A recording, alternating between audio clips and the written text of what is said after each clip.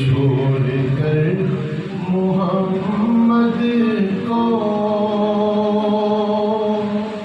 عافیت نہیں ملتی،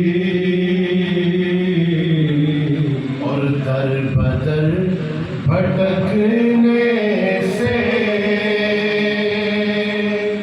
شہریت نہیں ملتی،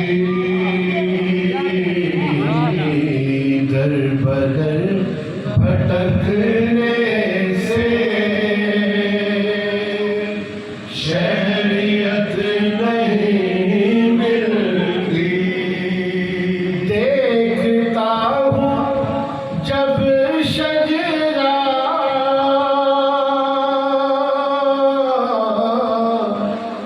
دشمنان حیدر کا،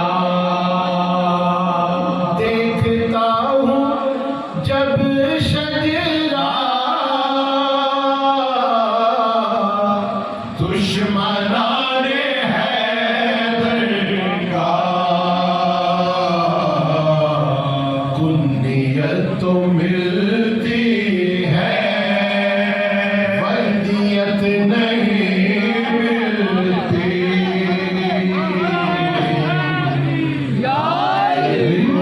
ملتی ہے ولدیت نہیں ملتی، اور دشمنان حیدر کو تم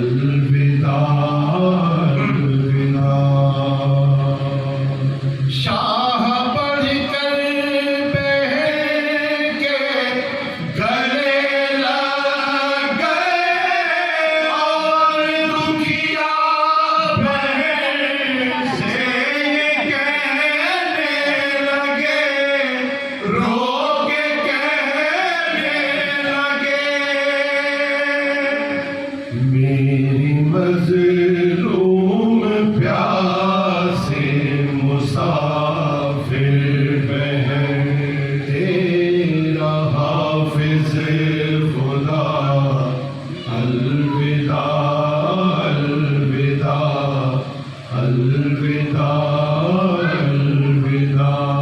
धड़ से जुड़ा रहे। तो बहुत सारे लोग इस सर को धड़ से जोड़े रखने की कोशिश में होते हैं।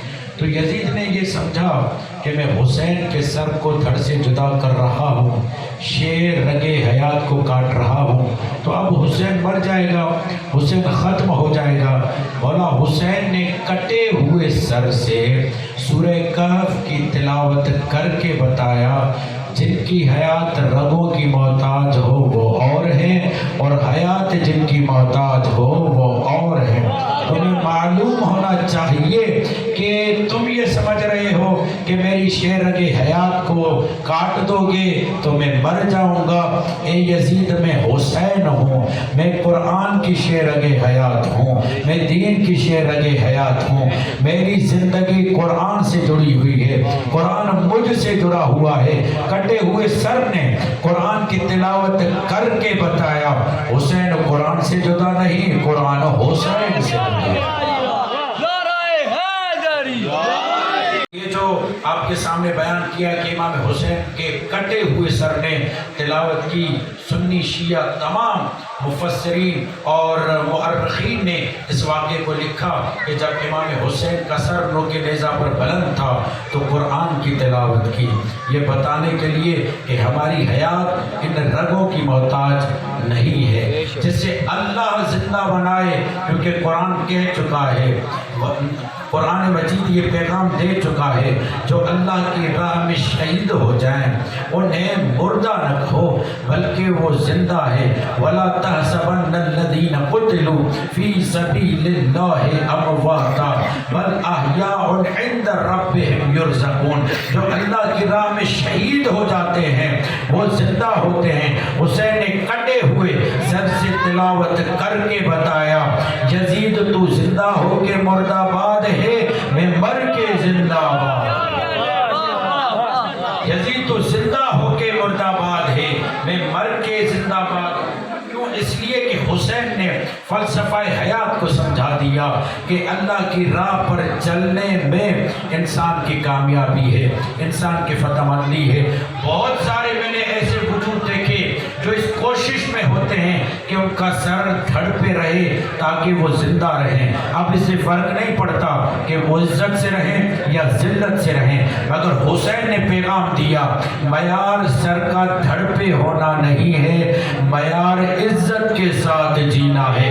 अगर जमाना तुझे मजबूर कर दे कि ये सर या झुका कर चलो या कटा कर चलो, तो हुसैन ने पैगाम दिया, हम सर कटा के नोके नेजा पर बुलंद करके जमाने वालों को पैगाम देंगे, हई हाथ मिन्ना जिल्लत हमसे दूर है, मर जाएंगे झुकेंगे नहीं। और अगर समझ में ना आए तो आज देख लेना, जो हुसैन के पैरोकार हैं, जो अली के पैरोकार हैं, जो खामनाई रहबर है, उसने बताया मैं जालिम के हाथ पे बेअत नहीं करूंगा, हुसैन की राह पर चलकर शहीद हो। तो हुसैन मौला ने आयत की तिलावत करके नोके नेजा पर बता दिया कि अल्लाह ने मुझे जिंदा रखा है, और रसूल के फरमान पर भी अमल हो जाता है, इन्नी तारिकुन फीकुम थक़लैन किताब अल्लाह है व इतरती अहल बैती मा इन तमस्सकतुम बिहिमा लन तदिल्लु बअदी अबदा। रसूल ने उम्मत को कहा था, मैं तुम्हारे दरमियान दो चीज़ें छोड़े जा रहा हूँ, कुरान और अहल बैत। कटे हुए सर ने कुरान की तिलावत करके बताया कि हम कुरान से जुड़े हुए हैं, अगर तुम हमारे बगैर कुरान लोगे तो गुलामाना ज़िंदगी इख्तियार करोगे, और अगर हमारे साथ कुरान को लोगे तो दुनिया में इमामत करते हुए पाओगे, दुनिया तुम्हारे कसीदे पड़ेगी। क्यों? जब अहल बैत के साथ कुरान लिया जाएगा तो उसका असर होगा, उसकी तालीम अलग होगी, उसका मेयार अलग होगा। सजदे के लिए यहाँ ज़हन बनाया जाएगा, मस्जिद में तुम्हें सजदा करवाया जाएगा। मस्जिद और हुसैन का गहरा ताल्लुक है। मेरे दोस्तों याद रख جو نماز نہیں پڑھتا وہ اچھا عزادار نہیں ہے، جو عزاداری کرتا ہے اور نماز نہیں پڑھتا وہ اچھا عزادار نہیں ہے، اور جو نماز پڑھتا ہے اور عزاداری نہیں کرتا وہ حسینی نہیں ہے۔ کیا جملہ ہے؟ اگر نماز قبول کروانی ہے تو عزاداری کرو، اور اگر عزاداری قبول کروانی ہے تو نماز پڑھو۔ ان دونوں میں کوئی تصادم نہیں ہے۔ حسین کی محبت اور حسین کا مقصد، حسین کی محبت عزاداری ہے، حسین کا مقصد نماز ہے۔ کل من علیہا فان ویبقی وجہ ربک ذو الجلال والاکرام، کہ ہر چیز فانی ہونے والی ہے مگر بچے گا تو اللہ کا چہرہ بچے گا، بچے گا تو اللہ کا وجہ بچے گا۔ اور جب یہ آیت تلاوت کی گئی تو امام جعفر صادق علیہ السلام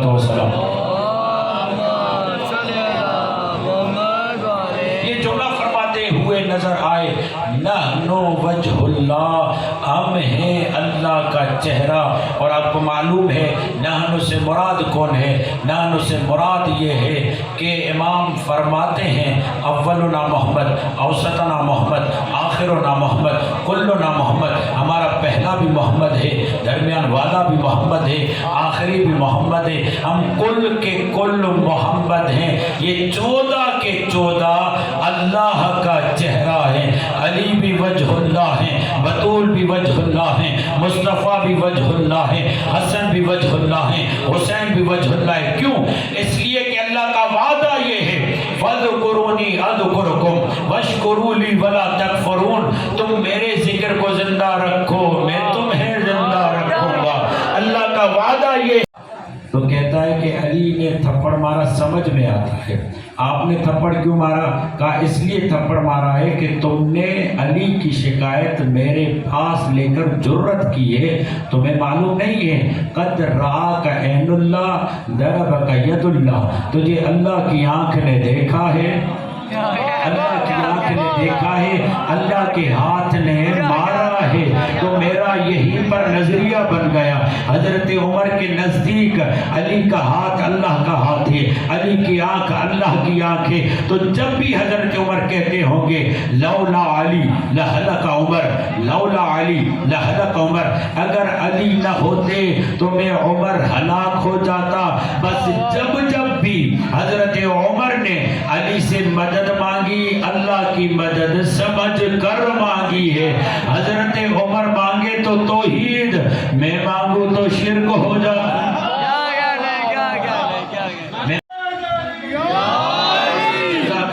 میں مانگوں تو شرک ہو جاتا ہے۔ اور اگر آپ اس کانٹینٹ کو لے کر پیش کریں ان کے سامنے، کہیں کہ حضرت عمر یہ کہتے ہیں لولا علی لہلک عمر، اگر علی نہ ہو تو عمر ہلاک ہو جائے۔ علی مخلوق ہے، خدا خالق ہے، مخلوق سے کہہ رہے ہیں کہ اگر یہ نہ ہو میں ہلاک ہو جاؤں، تو معلوم یہ ہوا کہ حضرت عمر کو پتا ہے کہ علی سے مدد لینا خدا سے مدد لینا۔ اسی نظریے، اسی عقیدے کے تحت معاملہ ہو رہا ہے۔ اور یہاں پر تو مجھے حضرت ابو بکر کی بھی روایت یاد آ گئی، سوائے کی محرقہ کی روایت ہے۔ اما عائشہ یہ کہتی ہیں میں نے دیکھا کہ بابا علی کو مسلسل تک کر دیکھ رہے ہیں، مسلسل دیکھ رہے ہیں۔ تو میں نے کہا بابا علی کو کیوں دیکھ رہے ہیں؟ کہا اس لیے کہ رسول نے کہا ہے النظر الی وجہ علی ابن ابی طالب عبادہ، علی کے چہرے کو دیکھنا عبادت ہے، میں علی کو دیکھ کر عبادت کر رہا ہوں، میں علی کو دیکھ کر عبادت کر رہا ہوں۔ تو ابن اسیر جزری نے یہ جملہ لکھا، صحابہ کے درمیان آتے تو صحابہ اپنا کام چھوڑ دیتے تھے، سامان دینے والا سامان دینا چھوڑ دیتا تھا، لینے والا لینا چھوڑ دیتا تھا، رستے میں جانے والے رک جاتے تھے، علی کو دیکھ کر یہ جملے کہتے تھے لا الہ الا اللہ ما اکرم ھذا الفتى، لا الہ الا اللہ ما اعلم ھذا الفتى، لا الہ الا اللہ ما اتقى ھذا الفتى، لا الہ الا اللہ ما اشجع ھذا الفتى، لا الہ الا اللہ ما اقضى ھذا الفتى۔ علی کو دیکھتے اور یہ جملے کہتے، لا الہ الا اللہ، کوئی بھی معبود نہیں سوائے اللہ کے، کتنا کریم ہے ابو طالب کا لال، کوئی معبود نہیں سوائے اللہ کے، کتنا سخی ہے ابو طالب کا لال، کوئی معبود نہیں سوائے اللہ کے، کتنا بڑا شجاع ہے ابو طالب کا لال، کوئی معبود نہیں سوائے اللہ کے، کتنا بڑا عالم ہے ابو طالب کا لال، اور کہتے کوئی معبود نہیں سوائے اللہ کے، کتنا بڑا قاضی ہے ابو طالب کا لال۔ تو مجھے کہنے کی اجازت دو، یہ کہتے کہ کوئی بھی معبود نہیں سوائے اللہ کے، کتنا بڑا عبادت گزار اور متقی ہے ابو طالب کا لال، بڑھاپے میں تسبیح اٹھا کر مسجد جانا اور بات ہے، زمانے والوں سے اپنے آپ کو متقی منوانا، بڑھاپے میں ریٹائرمنٹ کے بعد جب کرنے کو کچھ نہ رہا تو مسجد جا کر متقی منوانا اور ہے، عالم شباب میں صحابہ سے اپنے آپ کو متقی منوانا علی کا کام ہے۔